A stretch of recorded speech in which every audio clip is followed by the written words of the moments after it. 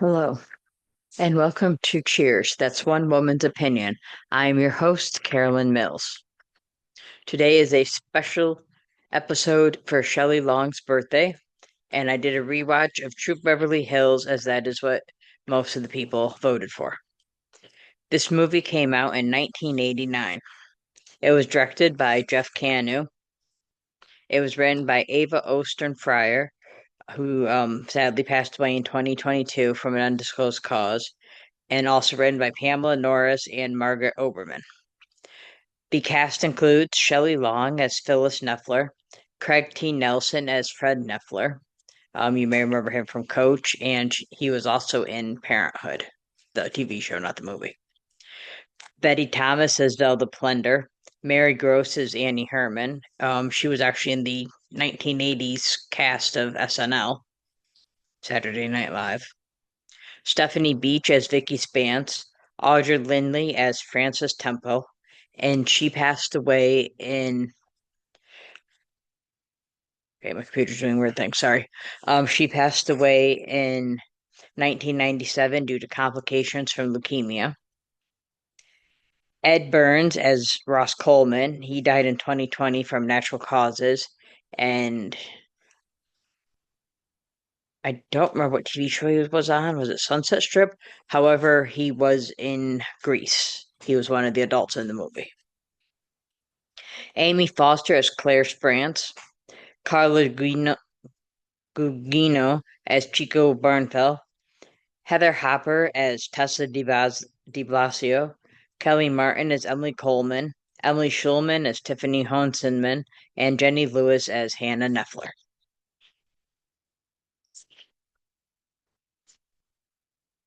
So in the summary here, the movie opens with an animated credits, much like Grease did, which, as I pointed out, Ed Cookie Burns, yeah, Ed Burns was in both.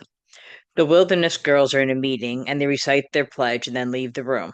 The leaders are meeting for a possible new leader named Phyllis Neffler. Phyllis is at the hair place gasping with other women. The leader continues reading her resume. The woman said, prides herself on being honest, resourceful, and thrifty. The camera then cuts back to Phyllis, who's trying to buy a dress that costs $5,600. Phyllis says it's missing a bead. The dress is filled with tiny beads, and the saleswoman says she'll sell it for $5,000, and Phyllis decides to buy the dress. The leader says she loves animals. It cuts to Phyllis kissing a bejeweled frog. The leader approves the application. Phyllis is in her Rolls Royce and drives to her mansion. Her husband, Fred, whom she is separated from, lives in the guest house. He comes in the house to get his things. She warns him if he touches anything, she will call her lawyer. They argue as they go upstairs. Their daughter Hannah says they should get back together so she won't need therapy. Um, her friend Heather Hopper played her. Oh, Tessa. Is in therapy because of her parents. So that's why she had made that comment. In fact, she even mentioned she said like Tessa. Hannah asks her mom if she's going to go through with it. Fred asks them what they're talking about, and Hannah explains that Mom's going to be our new troop leader. Fred laughed at this, saying she never finished anything she starts. They start arguing again. Rosa, the maid, cries because she does not want them to get a divorce. Phyllis asks if it's another woman, and he says it is her. She was a different woman when they first met. She complains that he went to law school and didn't become a lawyer. Tiffany rides with her dad to the meeting. He agrees to give her $40 if she attends the meeting. Emily's dad, an actor looking for work, drops off Emily next. Then Lily comes in the limo. Tessa's dad wants to shoot the end of a movie on the way to dropping her off. Jasmine's parents are bringing her. Her dad is pulled over. Jasmine tells the officer her dad is James the Jackhammer Shakir. Claire's mom stops to record a romance novel she's working on writing. Claire helps her. Her mom asks her what she'll tell Claire's producers about her skipping rehearsal, and Claire says she just wants to be a normal child for once. Phyllis introduces herself to the girls. She asks them about uniforms. They explain no one's been around long enough to take them to the store. Phyllis, who loves shopping, takes them, but is unhappy with hers and has it altered. There's a leader meeting, and Phyllis is late and very loud when she arrives. The head leader, Velda Plendor, is not thrilled with Phyllis. Plendor explains that the girls must earn badges, sell cookies, and attend the annual jamboree. Phyllis suggests that they have a star-studded telethon instead of selling the cookies door to door. Fred Neffler does his commercial for the Neffler Man. Phyllis says her soon-to-be ex-husband is cute. Phyllis wakes up her daughter after she sees a woman going into the guest house. Hannah says it's just her dad's realtor. She's trying to find him a condo. Phyllis spies on them from her balcony, but she falls off, and Fred says, "Hi." The next morning, Phyllis has on a fur coat, lots of luggage and two limos and a truck to take them all camping outside of Hollywood. The girls are bored at camp. They go over to Phyllis and ask her what to do. They then get on her case about smoking. One of the girls tells her, "Smokey the Bear says only you can prevent forest fires." Phyllis replies, "Smokey the Bear isn't going through a terrible, messy divorce." So, I don't know how many of you remember Smokey the Bear. He was big in the 80s and 90s. I have a friend, he's a little older than I am, and he said Smokey the Bear traumatized him because when he was a child, at 5 years old, this bear came out and said, "Only you can prevent forest fires." And he thought, "How will I prevent all the forest fires? I'm five, I can't even cross the street by myself." So that made me think of it when I saw Smokey the Bear. I always loved that story. The girls made the girls make fondue al fresco with Phyllis. They applaud, and she says next they will make espresso. Then it suddenly downpours. She tells them to go into the tent and she will grab the dessert. But then she slips and falls in the mud. She crawls to the tent, holding the fondue bucket by its handle in her mouth. The girls want to quit. Phyllis tells them, "Not until we sing Kumbaya." They sing it, and then they go to the Beverly Hills Hotel.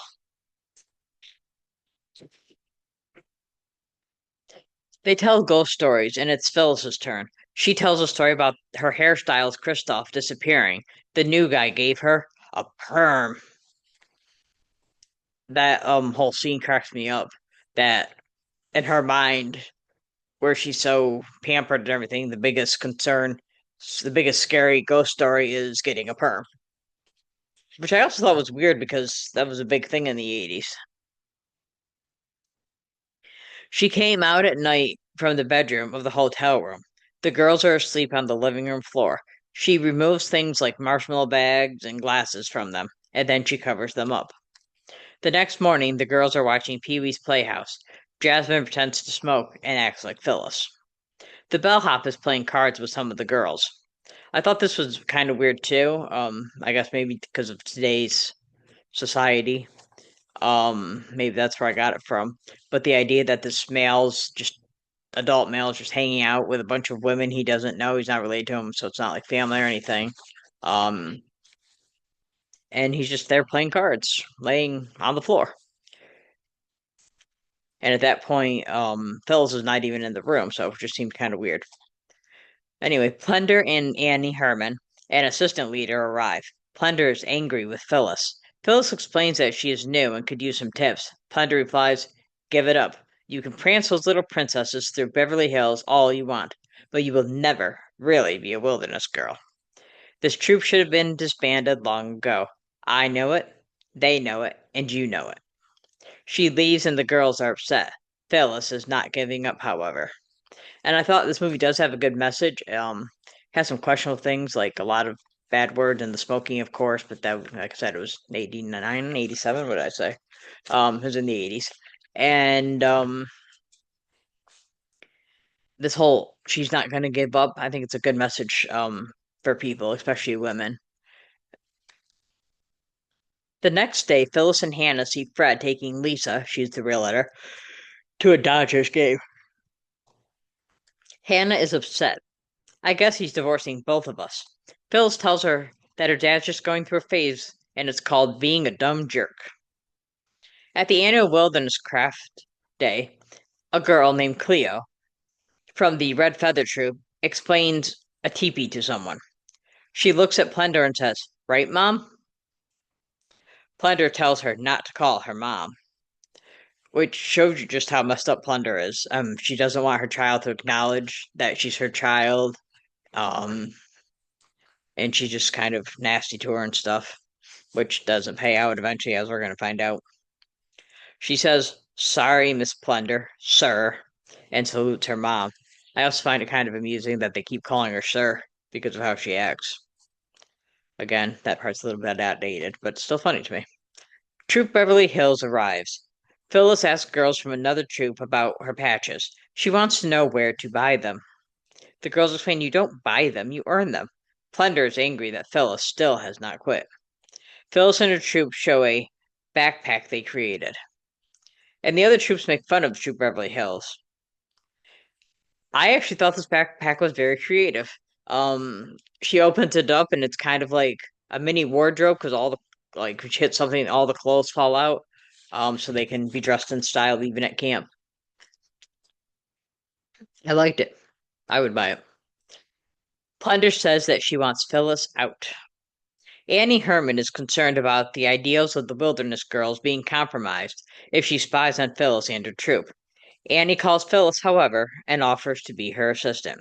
And Phyllis says she could use all the help she can get. Plunder sets Annie up with a wilderness guide containing a spy camera. She also attaches a microphone and a recorder to her. Phyllis is watching an exercise show while trying to open a jar. This scene also made me laugh because she's not actually doing exercises. She just has it on and she's trying to get a jar. So it's kind of amusing to me that she's not doing the exercises. Unable to open it, she goes to the guest house to find Fred and have him open it. The troop meet at Phyllis's house. She introduces Annie Herman to the girls, and they form a friendship circle. I really like this idea of the friendship circle. It sounds like something we would do when I taught pre-K. I wonder if that's where the idea came from, but I like that idea. Phyllis then asks the girls to share their feelings. One of the girls says, "This troop sucks." The others agree. Phyllis says they will all learn to survive the wilds of Beverly Hills. The first section of the patches manual is the grooming patch, so she takes them all to Kristoff's to get pedicures. Annie takes a picture, and then she gets a makeover. The next badge is the create your own badge. Phyllis puts in jewelry appraisal, and then takes the troop to a jewelry store, and they appraise the diamonds. The next badge is dance, and she has the girls dancing to Twist and Shout and others. I had to get a drink, my throat was getting dry. The next patch is for CPR, and the instructor wants Phyllis to volunteer. Then they go to a nursing home to earn the community service badge. She then brings the troop to her divorce court hearing. Fred wants an earlier court date because he plans to marry someone else. Phyllis is shocked. She said she didn't really believe that they were through. Hannah tells her not to give up. Tessa says that it's a typical midlife male. Oh, I wrote that twice. It's a typical male midlife crisis. Phyllis adds another make your own badge, the divorce court badge. Gotta give her credit, she's resourceful. She then tells them about Native American jewelry and announces they have earned 36 patches in 3 weeks. She tells them that they have to bring $750 for the patches and RSVP by Thursday to go to the patch ceremony. Emily announces she's not coming because it's stupid and runs out of the house. Phyllis chases after her. Emily tells her that her family do not have enough money. If you recall, Emily's the one whose dad's trying to find work. And this made me actually think, when I listened to the Pod Meets World podcast, they were talking about this, that people think everyone who makes TV shows, movies, anyone in Hollywood is automatically filthy rich and just never have to work, and it's just by choice. Most of them, however, do need to work to survive just like everybody else. It's only your really major stars, Jack Nicholson types, that can be more picky, and of course how well they take care of their money and stuff. Phyllis tells her story about shopping at Neiman Marcus at a linen sale. However, when she got to the line to pay, the cashier cut up her credit card. She explains that it was horrible. Money is not the most important thing. Having friends is a good, again, another good lesson that we get in this movie. which is geared towards kids, so I like that. Tiffany comes out and gives Emily money. And I'm curious, because obviously it doesn't say, but did because I thought, why wouldn't Phyllis give the money to the child? Why is another child doing it? So I wondered, did Phyllis, before running out to get Emily, and maybe we just didn't see it or something, slip Tiffany some money and basically say, "Hey, pay attention and at a certain time, come out." Or is Phyllis so consumed with herself that the child really did do it? Um, or maybe even Phyllis was going to at some point, but something that she said to the children made Tiffany want to do it. So it was interesting the why is to why it was a child that did it, not Phyllis. But again, really nice to see the child supporting another child. The troop is on a boat. Phyllis gives patches to the girls. Frank is there and they both go to kiss Hannah, but she ducks and they kiss each other. Lisa sees it and yells for Frank. Sorry, Fred. I wrote Frank there. And when he turns, he accidentally knocks her overboard. Plunder's showing another leader the pictures that Annie took. The older leader asks how she got the pictures, but Plunder doesn't want to say. The leader says that Phyllis is acting interested in the girls, and perhaps the girls found a new niche. Plunder is not giving up. She says they have to double their efforts. She wants Annie to move in with Phil so she can watch her every move. Plunder's a tad bit scary. Chica comes to the apartment. She explains her parents are in Monte Carlo and upset her because they left on her birthday. The people in the house sing happy birthday to her. Plunder announces that those who sell the most cookies will be going to the jamboree. Phyllis asks about the jamboree. The girls from Troop Beverly Hills decide they will sell 2,000 boxes instead of the 1,000 boxes that Plunder wants each troop to sell. However, the girls find it's harder than they expected because Plunder's red feather troop keep taking all of their customers. Phyllis is upset at the way Plunder is trying to sabotage everything she does. And rightly so, I would be upset as well. Fred is at the house. Phyllis asks him to stay for the parents' meeting. He goes out to tell Lisa. He tells her, "She will always be my wife." She is upset and he clarifies that he meant to say daughter. Lisa's not buying it.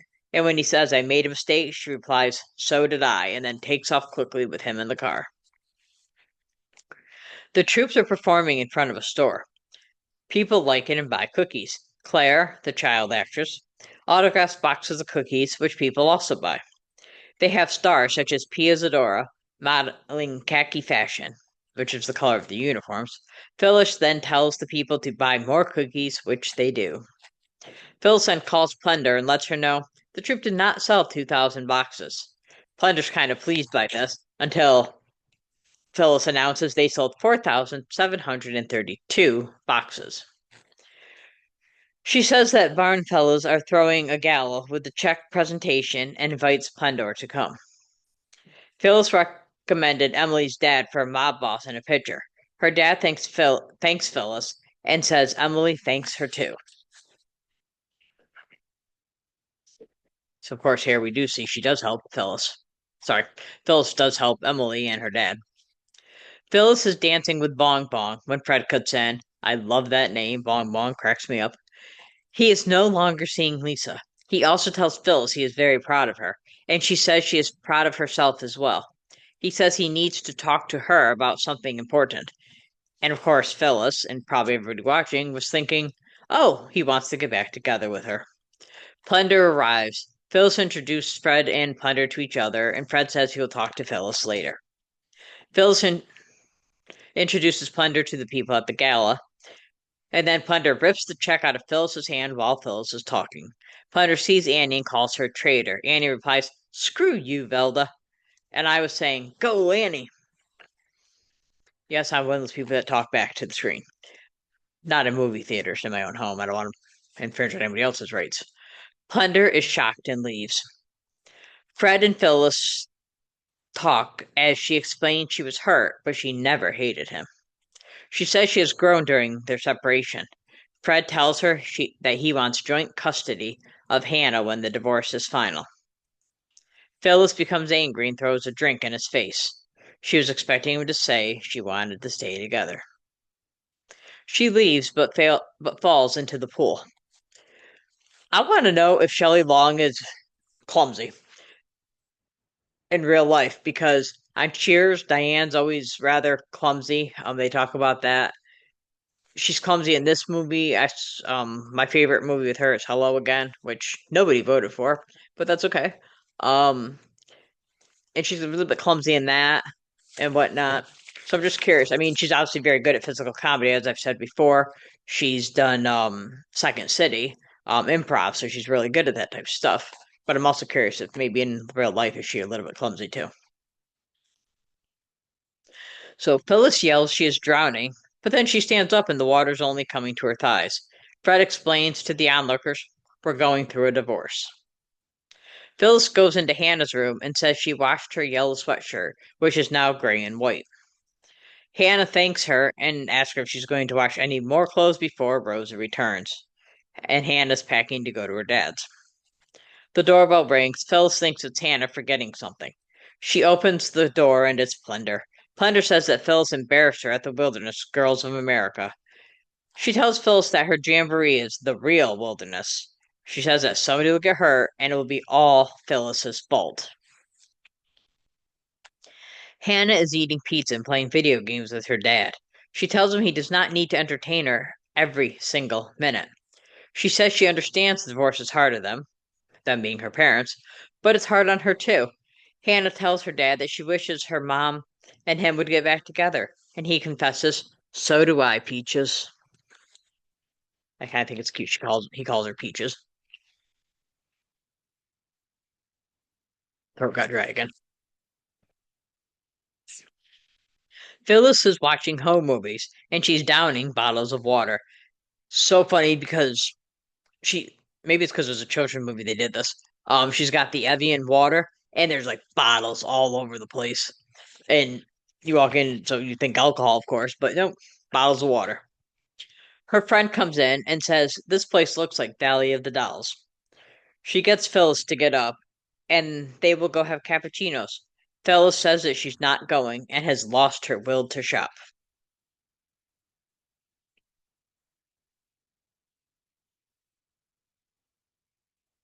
Next day, Phyllis meets with her troop. She explains that Plunder was mean, but right.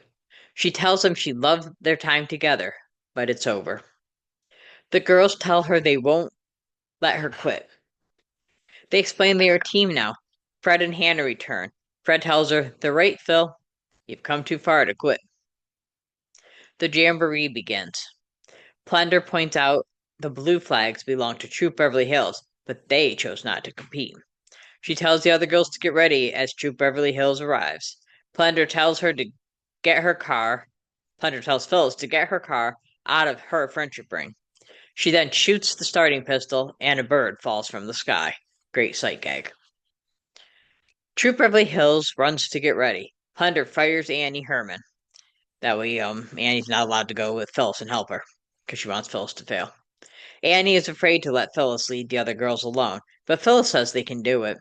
Annie instructs Phyllis on what to do. She gives her compass, and Phyllis says she'll learn to use it, but Hannah assures her mom that she, Hannah, already knows how to use it.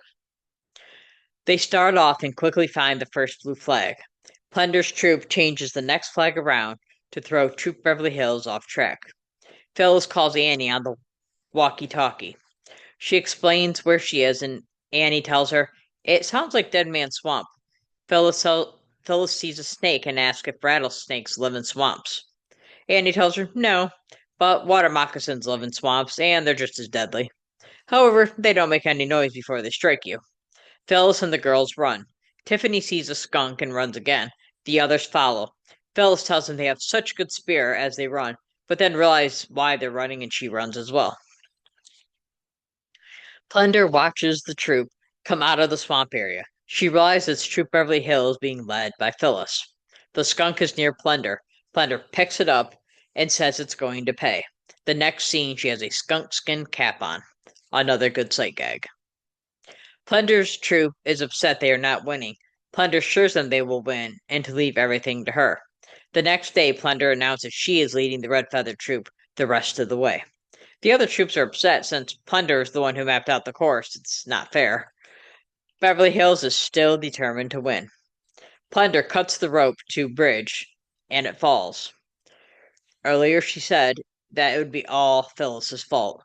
Clearly, Phyllis is not going to be the cause of somebody getting hurt. Phyllis is so angry because she wants to finish.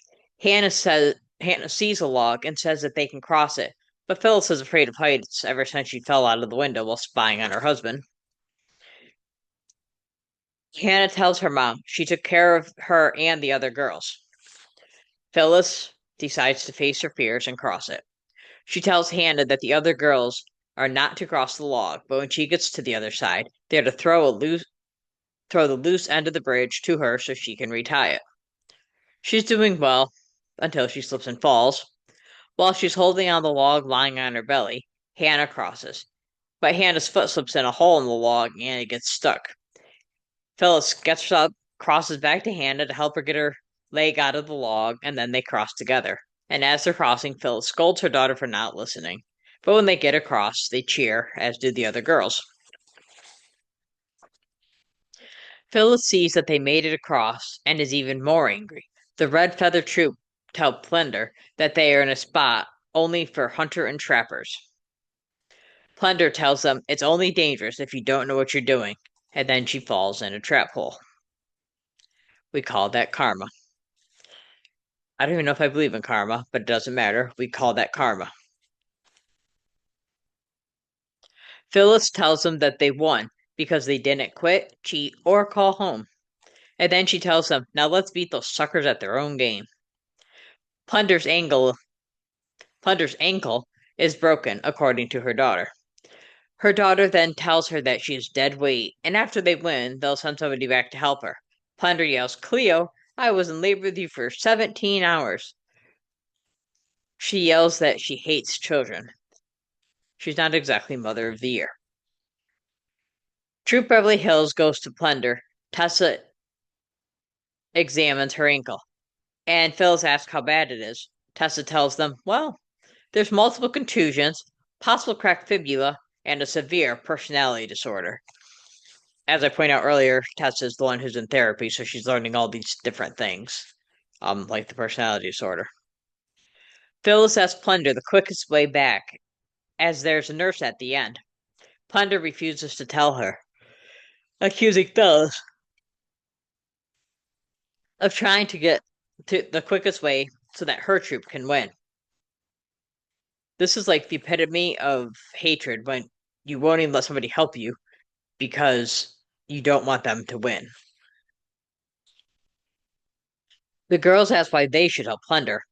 Phyllis tells them they have a dilemma because they pledged the Wilderness Promise to help other wilderness girls in need. However, she says they can leave her there to get ravaged by mountain men. Another line here that I thought was interesting in a children's type thing. Um, I never saw this as a child, but I was thinking it might have gone over my head if I had, not really getting what ravaged by men meant. But at the same time, now as an adult, I'm thinking, wow, they put that in a film that's more related to children type thing. But so Phyllis tells the girls the choice is theirs. The girls huddle and then say they want to leave Phyllis. Sorry, they want to leave Plunder. Phyllis yells, "Oh, come on!" So the girls decide to help Plunder and build a stretcher to drag her back. Phyllis says, "I knew I could count on you to do the right thing." Plunder tells them, "I knew I could count on you losers to do the wimpy thing." I mean, even when she's getting the help, she's still mean to them. It's insane. She does a good job playing the part, I will say. I'm not familiar with the actress, however. The announcer calling the race says, the girls are clearing the woods. He wants a close-up on Tessa. So obviously this is Tessa's father. Um, However, the red-feathered troop comes running in. Cleo accepts the trophy. The lady asks where Cleo's mother is, and Cleo says that she doesn't know. The leader tells her the trophy goes to the first entire troop to cross the finish line. No leader, no trophy. Cleo yells at the woman to give her the trophy. We're starting to see Cleo's turning into her mother. Troop Beverly Hills comes in as Cleo steals the trophy. The woman says the red feathered troop are DQ'd, and Troop Beverly Hills wins. An angry Plendor gets up and declares she's the only real wilderness girl there. The lady fires Splendor. Splendor says she will secede from the national organization and form her own. The lady apologizes she doesn't have a trophy anymore. Phil says they don't need a trophy, and Claire says all we wanted to do is prove that we are real wilderness girls. It's a sweet moment. Parents come to celebrate with their children, and Hannah tells her mom that she wishes her dad was there. And then we see Fred. He tells Hannah he is proud of her. Hannah says, Mom did it. He looks and Phyllis and asks, May I kiss the troop leader? Hannah tells him, It's okay with me. Phyllis and Fred kiss. Fred apologizes and tells Phyllis, I love you, wilderness girl. She replies, I love you, muffler man. Hannah tells them, It's about time you two grew up. The troop do a chant announcing Beverly Hills is #1. The girls get their pictures taken, which appears in the 1990 Wilderness Girls magazine. Splendor is seen working at Kmart as the credits come up. I need another sip of water because my throat's dry, and then we'll do discussion.